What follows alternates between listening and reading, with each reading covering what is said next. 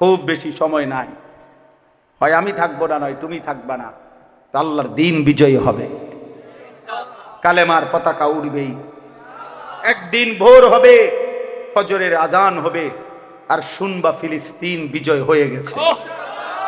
দেখো বাপ, গাজা বিজয় হয়েছে, শুনবাই ইনশাআল্লাহ।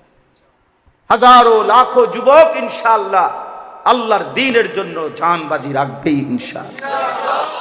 দেখার বিষয় হলো তুমি সেই দলে থাকবা কিনা।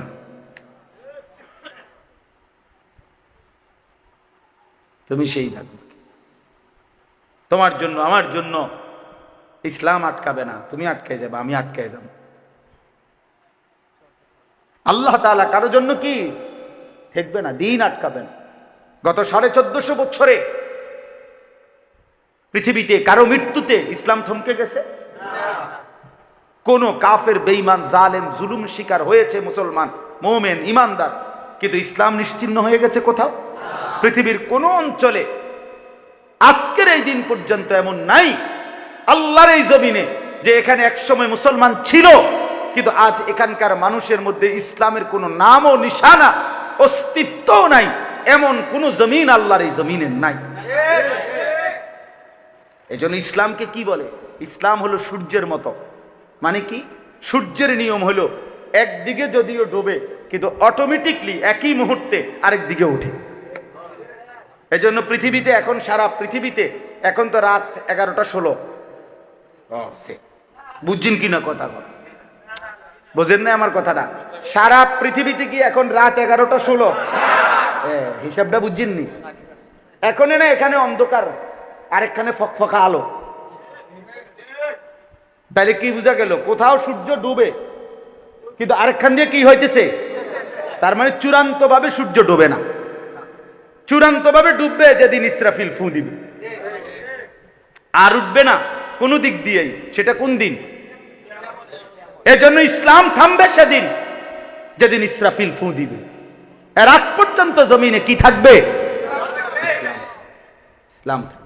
এজন্য পৃথিবীর কোন অঞ্চলে যদিও মুসলমান নির্যাতিত হয়, কিন্তু আরেক জায়গায় মুসলমানের বিজয়ের পতাকা উড়ে যায়। চূড়ান্ত ভাবে ইসলাম কখনো হারে নাই, হারবেও না ইনশাআল্লাহ, হারবেও। নবীজি সাল্লাল্লাহু আলাইহি সাল্লামকে আল্লাহ তাআলা কোরআনে আছে দুইটা ওয়াদা করছিলেন। কোরআনে আছে দুইটা ওয়াদা দিছিল নবীজিকে আল্লাহ। ওমা কানাল্লাহু লিয়ুআযযিবাহুম ওয়া আনতা ফীহিম। আল্লাহ বলছে জমিনের উপরে সশরীরে আপনি যতক্ষণ আছেন নবী, আমি ওয়াদা দিলাম আপনার উম্মতকে চূড়ান্ত আযাব দিয়ে আমি ধ্বংস করব না। ওমা কানাল্লাহু লিয়ুআযযিবাহুম ওয়া আনতা ফীহিম। আপনি আছেন মাটির উপরে, আপনার উম্মত চূড়ান্ত ধ্বংস হবে না। কিন্তু নূহ নবী জমিনে থাকতেই নূহ নবীর উম্মত ধ্বংস হয়ে গেছে, হয়েছে না? লূত আলাইহিস সালামের উম্মত ধ্বংস হয়ে গেছে, হুদ আলাইহিস সালামের উম্মত ধ্বংস হয়ে গেছে। আল্লাহ বলে বন্ধু, আপনার মহব্বতের দাবিতে বন্ধু আমি বললাম আপনি যতক্ষণ জমিনে আছেন আমি আল্লাহ আপনার কওমকে, আপনার জাতিকে, আপনার উম্মতকে আমি ধ্বংস করব না। এবারে যেন নবী বলেন রব্বুল আলামিন, আমি যখন কবরে যাব, আমি যখন রওজায়ে আতহারে বিশ্রাম নেব, সেখানেও তিনি জীবিত। বলেন আলহামদুলিল্লাহ। বাকি জমিনের উপরে তো নাই, তো আমি যখন জমিনের উপরে থাকব না তখন কি হবে? রব্বুল আলামিন বলেন বন্ধু আমার, কথা তো আমার শেষ হয় নাই, আয়াত তো আমার শেষ হয় নাই। ওমা কানাল্লাহু মুআযযিবাহুম ওয়া হুম ইস্তাগফিরুন। আপনি আপনার উম্মতকে বইলেন ওরা যেন ইস্তেগফার করতে থাকে, ওরা যেন আমি আল্লাহর কাছে মাফ চাইতে থাকে। ওদের ইস্তেগফার যদি চলতে থাকে, আপনার বর্তমানে ওয়াদা দিলাম আপনার উম্মতকে চূড়ান্ত ধ্বংস করব না। কোরআন শরীফের আয়াত। আরে ভাইয়া, কোরআন শরীফে অনেক কিছু আছে, পড়েন না দিকে কেন বুঝেন না? বুঝলে মজাটা কাকে বলে? অনেক সুন্দর, অনেক মজাদার। নাফরমান যেগুলো বিড়ি গায় বন খায় সাধুয়ানে গপ মারে ওটা মনে করে কি একটা রঙে আছেন তুই রমিয়া এত সুন্দর হায়া এত লম্বা হায়া ওটা বন্ডুটি খাইয়া শেষ করে দিলেন বুড়া বেড়া আচ্ছা 10 বছর ধরে সাধুয়ানে গেল বনে খায় যে বুঝি এটা কথা হইল মিয়া এত সুন্দর হায়াত বুঝি এই বন্ডুটি খাওয়ানোর লেগে আল্লাহ দিয়েছি হুদে বন আর চা দিয়ে ভিজে খাও আর এই বিড়ি খাওয়ানোর গপ মারো অনেক মুরব্বীদের এই বদভ্যাস এমন সুন্দর হায়াত আল্লাহ দিচ্ছেন সবাইকে আল্লাহ তাআলা কোরআন শরীফ আছে আমি সবাইকে বৃদ্ধ বয়স পর্যন্ত পৌঁছাই না অমিনকুম মান ইউতাওয়াফা মিন ক্বাবলু আল্লাহ বলেন আমি অনেককেই বৃদ্ধ হওয়ার আগে আগেই মৃত্যু দিয়ে দেই এবং এটা তাফসিরে আছে এবং বাস্তবতার হিসাবও পৃথিবীতে সর্বযুগে সর্বকালে সকল সমাজে যে পরিমাণ কিশোর যুবক তার অর্ধেক কিংবা তার কাছাকাছিও বৃদ্ধ মানুষ নাই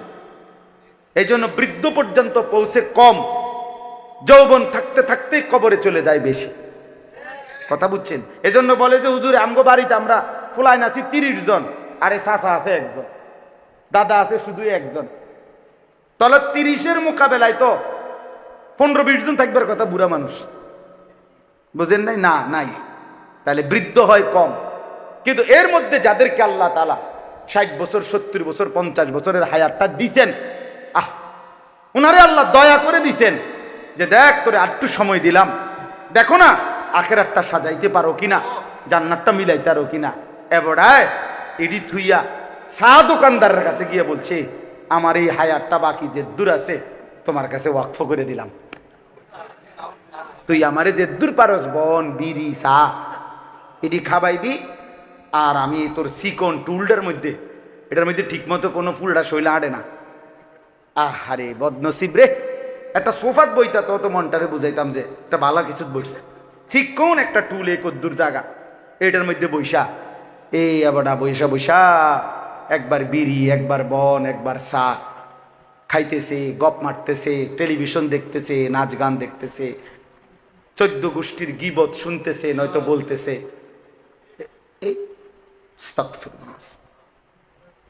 ইনসাফ করা উচিত আলাম ইয়ানি লিল্লাযীনা আমানু আল্লাহ বলে মুমিন ইমানদার আজও সময় হয়নি এটা কোরআন শরীফের আয়াত বাবা আলাম ইয়ানি লিল্লাযীনা আমানু আল্লাহ বলে মুমিন আজও কি সময় হয়নি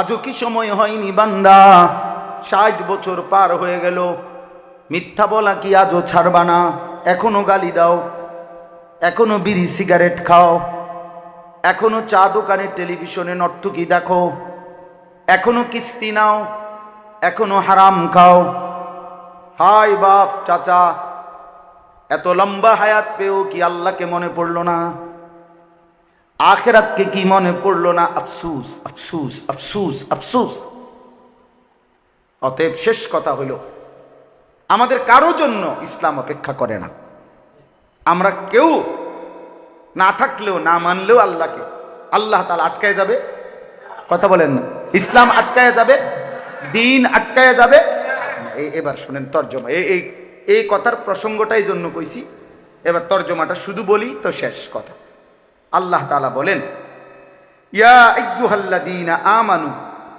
এই শুধু অনুবাদটা শুনেন তাইলেই শেষ কথা হে ঈমানদারগণ মান ইয়ারতাদ্দা মিনকুম আন দীনিহি তোমাদের মধ্যে যেই আমি আল্লাহর দিন থেকে ছুটে যাও তুমি যদি দিন থেকে নিজেকে বিচ্ছিন্ন করে ফেলো মুরতাদ হয়ে যাও মানে ইসলামকে যদি দিনকে যদি ত্যাগ করো আল্লাহ বলেন তুমি মনে রেখো বান্দা তুমি কিন্তু আমারে আটকাইতে পারতা না আমার ইসলাম থেমে যাবে না ফাসাউফা ইয়াতিল্লাহু বিকাউমিন আল্লাহ বলেন আমি তৎক্ষণাৎ আমি নতুন জাতি নতুন সম্প্রদায় আমি নিয়ে আসব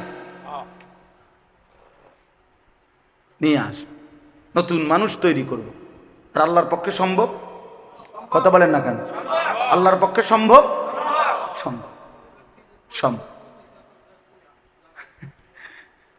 হ্যাঁ চাচা চাচা মনোযোগ দিয়ে শুনতেছে সরেন সরেন আপনি আরো দিকে বাবা তুমি একটু চাপো বাবা হ্যালো চাচা ঠিক আছে আপনি আসেন কাছে আসেন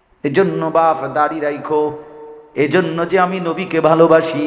আল্লাহ বলবেন বান্দা আমিও তোকে ভালোবাসি, এজন্য মেসওয়াক কইরো। এজন্য যে আমি নবীকে ভালোবাসি, এজন্য মেসওয়াক করি। আল্লাহ বলবে বান্দা আমিও তো তোকে ভালোবাসি, আমিও তো তোকে ভালোবাসি। ও বড় মহব্বত করে কইছে সুবহানাল্লাহ।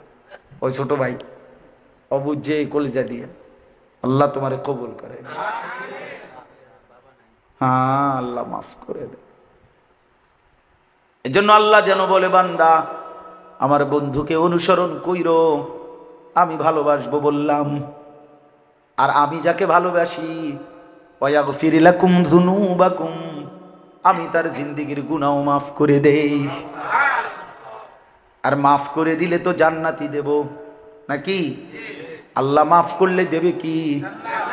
উলাইকা লাহুম মাগফিরাতুম মির রাব্বিহিম ওয়া জান্নাতুম তাজরি মিন তাহতিহাল আনহার।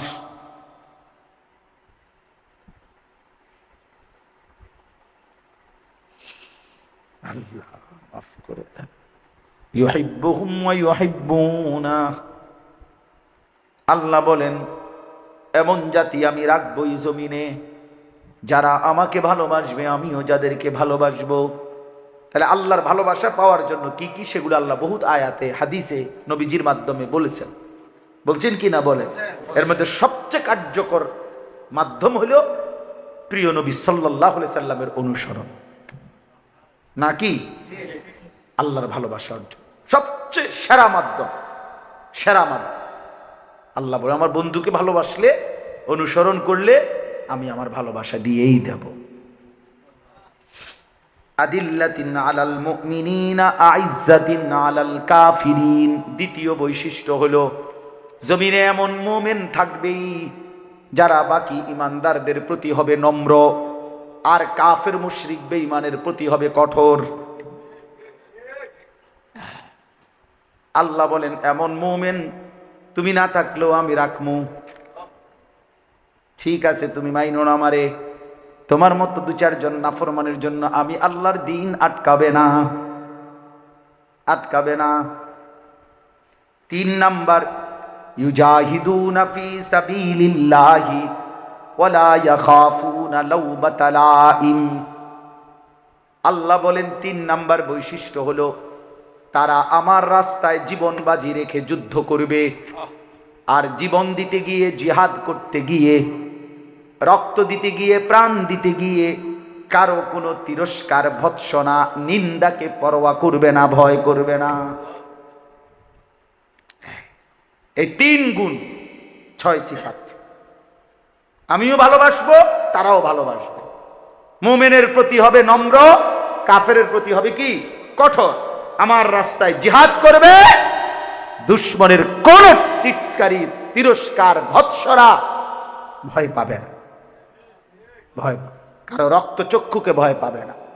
আল্লাহ বলেন তোমরা যদি সবাই সরে যাও, তোমরা যদি সকলেও যদি মুরতাদ হয়ে যাও, আমার জমিনে আমি এমন বান্দা রাখবই রাখবো। যালিকা ফাদলুল্লাহি ইউতিহি মান ইয়াশা। আল্লাহ বলেন এই 3 গুণ বিশিষ্ট বান্দা কারা হবে? আমার ফজল, আমার দয়া, অনুগ্রহে আমি যাকে চাই তাকেই দেওয়া হবে। ওয়াল্লাহু ওয়াসিউন আলিম। আল্লাহ সবচেয়ে বড় দাতা, সবচেয়ে বেশি জানেওয়ালা। ভেতরটাও তিনি জানেন, বাহিরটাও জানেন। জানেন কি না? হ্যাঁ। এবার চলো ভাইয়া শেষের 2 আয়াত, 54 নম্বর আয়াত। আরো অনেক ব্যাখ্যা আছে, মোটামুটি কথা এটাই। ইন্নামা ওয়ালিয়্যুকুমুল্লাহু ওয়া রাসূলুহু ওয়াল্লাযীনা আমানুল্লাযীনা ইউকিমুনাস সালাতা ওয়াজ যাকাতা ওয়া হুম রাকিউন। আজীব কথা না? আজকে মাহমুদ ভাইরে বলতেছিলাম যে আমার এনে আনছে মাওলানা মাহমুদ ভাই, তো এর আমি বলতেছিলাম এটা আমি কালকে রাত্রে লম্বা সময় পড়তেছিলাম আর কি, গত রাত্রে। তো রাত্রে প্রায় 2:45 বাজে, তখন আমি পড়তেছি বসে বসে। তো তখন আমি এই আয়াত দেখছি পড়ার সময় আমার কাছে মনে হয়েছে যে কোরআন শরীফে যে এই আয়াত আছে এটা যেন আমি আজকেই জানছি। আল্লাহ বলেন ইন্নামা ওয়ালিয়ুকুম, সকলকে বলছে যে তোমাদের বন্ধু হবে কে? যুবক তোমার বন্ধু কে হবে? চাচা আপনার বন্ধু কে হবে? দাদা আপনার বন্ধু কে হবে? আল্লাহ বলেন 3 শ্রেণী তোমার বন্ধু হবে। এক, আল্লাহ, ইন্নামা ওয়ালিয়ুকুমুল্লাহ, মুমিনের বন্ধু প্রথম কে? আল্লাহ। ওয়াল্লাযীনা আমানু আশাদ্দু হুব্বাল লিল্লাহ, আল্লাহ বলে যারা মুমিন তাদের সবচেয়ে বেশি ভালোবাসা, প্রথম ভালোবাসা লিল্লাহ, কার জন্য? 2 নাম্বার ওয়া রাসূলুহু, সুবহানাল্লাহ, দ্বিতীয় ভালোবাসা এর পরেই আল্লাহ বলে তোমাদের ভালোবাসা হবে দ্বিতীয় নম্বরে কার জন্য? ওয়া রাসূলুহু, রাসূল আকরাম সাল্লাল্লাহু আলাইহি ওয়াসাল্লাম, তার জন্য। এজন্য নবী বলছেন লা ইউমিনু আহাদুকুম হাত্তা আকুনা আহাব্বা ইলাইহি মিন ওয়ালিদিহি ওয়া ওয়ালাদিহি ওয়ান নাসি আজমাইন, তোমাদের বাবা মা সন্তানাদি সারা পৃথিবীর সমস্ত মানুষের চাইতো আমি রাসূল যদি সবচেয়ে ভালোবাসার না হই পরিপূর্ণ মুমিন হইতে পারবা না। বলছি কিনা নবীজি? হ্যাঁ। তার মানে আল্লাহর পরে গোটা মাখলুকের উপরে আমি রাসূলের ভালোবাসা উপরে উঠাইতে হবে। তোমার নিজের চাইতেও বেশি ভালোবাসতে হবে আমি রাসূলকে। আন-নাবিয়্যু আওলা বিল মুমিনিনা মিন আনফুসিহিম, কোরআন শরীফের আয়াত। আল্লাহ বলছে নবী মুমিনের জন্য তার জানের চাইতেও প্রিয়, নিকটে, কাছে, প্রিয়, অধিক প্রিয় ভালোবাসা। এজন্য ওই উমরের একটা কথা আছে, বিখ্যাত হাদিসে আছে। উমর রাদিয়াল্লাহু তাআলা আনহু একদিন নবীজি সাল্লাল্লাহু আলাইহি সাল্লামকে বলছেন ইয়া রাসূলুল্লাহ আনতা আহাব্বু ইলাইয়া মিন কুল্লি শাইইন ইল্লা মিন নাফসি, ইয়া রাসূলুল্লাহ আপনি আমার কাছে সবকিছুর চাইতে প্রিয়, শুধু আমার জানের চাইতে না, জানটারে আমার বেশি মায়া লাগে। আল্লাহর নবী বলছেন লা ওয়াল্লাযী নাফসি বিয়াদিহি, ওই সত্তার কসম যার হাতে আমি রাসূলের জীবন, সেই মালিকের কসম করে বলি ওমর লা লা হাত্তা আকুনা আহাব্বা ইলাইকা মিন নাফসি, আমি যদি তোমার জানের চাইতেও প্রিয় না হই তাহলে তুমি পূর্ণ মুমিন হইতে পারবা না। আরে শুনেন না এরপরে কি কইছে ওমর, সাথে সাথে ওমর বলছে ফাওয়াল্লাহি আলআন লা আনতা আহাব্বু ইলাইয়া মিন কুল্লি শাইইন হাত্তা মিন নাফসি, তাহলে ইয়া রাসূলুল্লাহ আল্লাহর কসম দিল থেকেই বলতেছি নবী এই মুহূর্তেই আপনি আমার কাছে আমার জানের চাইতেও প্রিয়। সুবহানাল্লাহ। আল্লাহর নবী বললেন আল আনা ইয়া ওমর, হে ওমর এখন পরিপূর্ণ মুমিন হলে। ইন্নামা ওয়ালিয়ুকুমুল্লাহু ওয়া রাসূলুহু, সারা রাত ওয়াজ হওয়া দরকার, তা আছে কপালে। আল্লাহ পাক কবুল করতেছে, মাহফিল কবুল করতেছে আল্লাহ তাআলা, কেন জানি বেশি হয়ে গেছে, কবুল করতেছে আল্লাহ। আমি অনেক কম বলার কথা ছিল। ইন্নামা ওয়ালিয়ুকুমুল্লাহু ওয়া রাসূলুহু, আল্লাহ বলেন প্রথম ভালোবাসা আল্লাহ, দ্বিতীয় ভালোবাসা রাসূলুল্লাহ, 3 নাম্বার ওয়াল্লাযীনা আমানুল্লাযীনা ইউকিমুনাস সালাতা ওয়া ইউতুনাজ যাকাতা ওয়া হুম রাকিউন। এটা বেশি বোঝা দরকার। ওই ছেলেরা সব বুঝো মিয়া। আল্লাহ বলছে দোস্ত খোদার কসম, কোরআন শরীফের আয়াত, আল্লাহ বলছে তোমার বন্ধু হবে প্রথমত আল্লাহ, দ্বিতীয়ত রাসূলুল্লাহ, 3 নম্বরে ওই সমস্ত মুমিন যারা নামাজ আদায় করে, যারা যাকাত আদায় করে, যারা ওয়াহুম রাকিউন বিনম্র চিত্তে জমিনে চলাফেরা করে। কোন ফাসিক ফুজ্জার, কোন পাপী নাফরমান, কোন বেনামাজি, কোন হারামখোর সে মুমিনের পরিচয় দোক, মুসলমানের পরিচয় দোক, সে ইমানদারের বন্ধু হইতে পারে না। এজন্য বেনামাজি যুবক তোর বন্ধু হইতে পারে না, চরিত্রহীন তোর বন্ধু হইতে পারে না। কাফের তো নাই, বেঈমান তো হতেই পারে না। ইমানদারের পরিচয় দিয়েও যে সেজদা দেয় না, আল্লাহর হুকুম মানে না, ও কোনো ইমানদারের বন্ধু হইতে, এইটাই কইছি আর কি, যেটা আজীব লাগছে আমার কাছে, আজীব লাগছে। বিকাল 3টা বাজে ছেলেটা বাইর হইলা, রাত 11টা বাজে ঘরে ফিরলা, 8 ঘন্টা যে বন্ধুর সাথে আড্ডা দিলা। 8 ঘন্টা মানুষের অফিসিয়াল টাইম, চাকরির টাইম, কর্মের টাইম, 8 ঘন্টা ডিউটির টাইম, আন্তর্জাতিক স্ট্যান্ডার্ড টাইম এটা 8 ঘন্টা। 8 ঘন্টার ডিউটিতে মানুষের বেতন নির্ধারিত হয়, ওই বেতনটুকু দিয়ে মানুষ 1 মাস সংসার চালায়, ঠিক না বলেন? তাহলে 8 ঘন্টা মুসলমানের একটা যুবক সেই 3টা থেকে রাতের 11টা পর্যন্ত বের হইলা। আহা, যে বন্ধুদের সাথে আড্ডা দিলা, এই বন্ধু নামের এই শয়তান আসর মাগরিব এশা 3 ওয়াক্ত নামাজ চলে গেছে, একটা বারও তোমারে মনে করাইলো না, বললো না, একটু সারা শব্দ করলো না। খোদার কসম, এটা বন্ধু না, এটাই শয়তান, এটাই শয়তান, এটাই শয়তান, এটাই শয়তান। ওই শয়তান, ও শয়তান, ওই ইবলিস, ওই ইবলিস, ওই মুমিনের বন্ধু হইতে। ওয়াল্লাযীনা আমানুল্লাযীনা ইউকিমুনাস সালাহ। যদি অর্থ ভুল হয় তুমি তোমার মাওলানারে জিগাইও, তোমার এলাকার হুজুরের জিগায় নিও, যে যদি ভুল বলে থাকি। আল্লাহ বলেন ওই মুমিন তোমার বন্ধু হবে যে নামাজ পড়ে। আল্লাযীনা ইউকিমুনাস সালাহ ওয়া ইউতুনাজ যাকাত ওয়া হুম রাকিউন। শেষ কথা হলো ومن يتول الله ورسوله والذين آمنوا। আবারও আল্লাহ বলছে, শোনো বান্দা, আবারও বলি, আল্লাহকে যে বন্ধু বানাবে, রসুলকে যে বন্ধু বানাবে, মুমিনকে যে বন্ধু বানাবে, আল্লাহ বলেন সে আমি আল্লাহর দলভুক্ত। আর ফা ইন্না হিজবাল্লাহি হুমুল গালিবুন, আমার এমন দলভুক্তরাই একমাত্র বিজয়ী হবে। ঠিক কথা থাকে কোরআন শরীফের আয়াত, কি সুন্দর। ওমান ইয়াতাওয়াল্লাল্লাহা ওয়া রাসূলাহু ওয়াল্লাযীনা আমানু ফাইন্না হিজবাল্লাহি হুমুল গালিবুন। আল্লাহকে যে বন্ধু বানাবে, রাসূলকে যে বন্ধু বানাবে, মুমিনকে যে বন্ধু বানাবে, সেই হবে আল্লাহর দলভুক্ত। আর এমন দলভুক্তরাই জমিনে বিজয়ী হবে ইনশাআল্লাহ। এজন্য আল্লাহকে ভালোবাসা, ঠিক আছে না? ইনশাআল্লাহ রাসূল সাল্লাল্লাহু আলাইহি সাল্লামকে ভালোবাসো, সেজদা করো ভাইয়া, নামাজ পড়ো, নবী সাল্লাল্লাহু আলাইহি সাল্লামকে অনুসরণ, চুল, চেহারা, দাড়ি, লেবাস, পোশাক, আচরণ রাসূলুল্লাহ সাল্লাল্লাহু আলাইহি সাল্লামের অনুসরণ করার চেষ্টা করেন। এই ধাক্কা ধাক্কি ঠেলা ঠেলি কইরা লাভ নাই, লাভ নাই। প্রত্যেকেই এইতে হেতেরে এইটা ওইটা বইলা, মন্দ সন্দ বইলা লাভ নাই।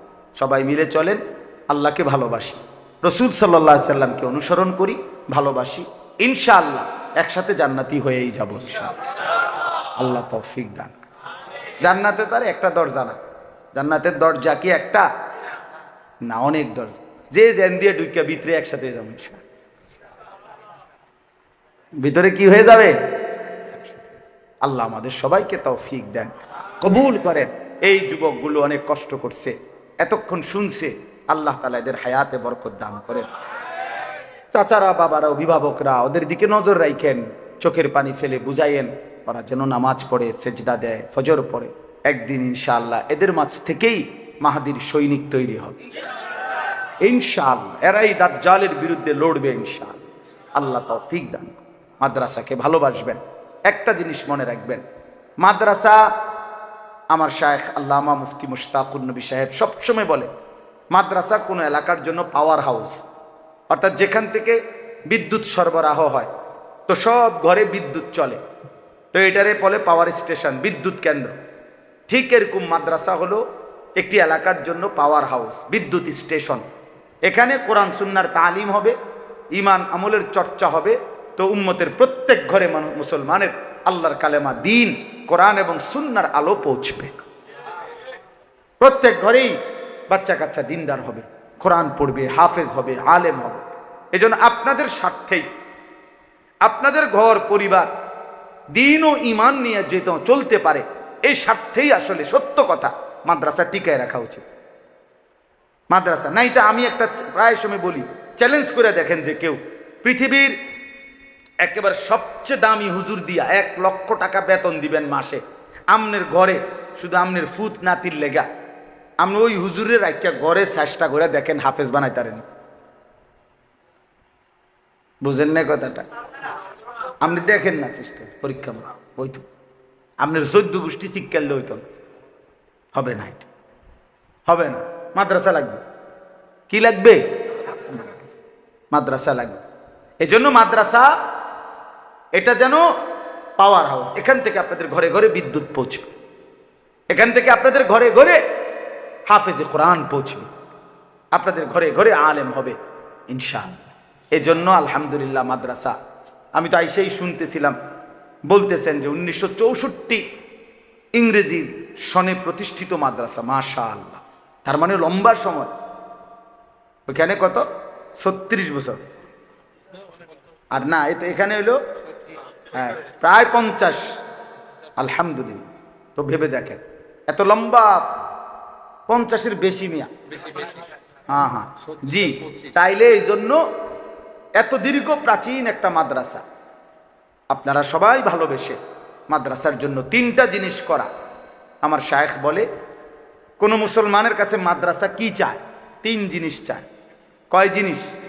1 দোয়া, দোয়া করবেন আল্লাহ আপনি মাদ্রাসা কিয়ামত পর্যন্ত কায়েম করে দেন। 2 আতফাল মানে সন্তান, আপনাদের বাচ্চা মাদ্রাসায় পড়তে দিবেন, নইলে সাঁদের দেশের থেকে গিয়ে বাচ্চায় বলি। বুঝেন না আপনি কথা? আমাদের বাচ্চারা পড়ে, মুসলমানের সন্তান দিন শিখবে, তো এরাই হাফেজ হবে, আলেম হবে, দিনের খেদমত করবে। 3 নাম্বার হলো আমওয়াল, আপনাদের দান সাদাকা, আপনাদের সম্পদ থেকে কিছু পরিমাণ আখিরাতের জন্য সাদাকা করবেন, দান করবেন। এই 3 জিনিস, দোয়া করবেন, সন্তান দিবেন, নিজের হোক অন্য কাউরে বুঝাইয়া হোক, দান সাদাকা করবেন, মাদ্রাসায় সম্পদ দিবেন। আমার শায়েখ বলে, আল্লামা মুফতি মুশতাকুন নবী কাসিমি হুজুর সবসময় এটা বলে, কোনো মুসলমান যদি কোনো মাদ্রাসার সাথে এই 3টা সম্পর্ক রাখে, দোয়া করলো, সন্তান দিল, সম্পদ দিল, হুজুর বলেন যে আশা করি ইনশাআল্লাহ ওই মানুষটা কিয়ামতের দিন ওই তোলাবা উলামা মাদ্রাসাওয়ালাদের সাথেই দাঁড়াবে ইনশাআল্লাহ। ইনশাআল্লাহ।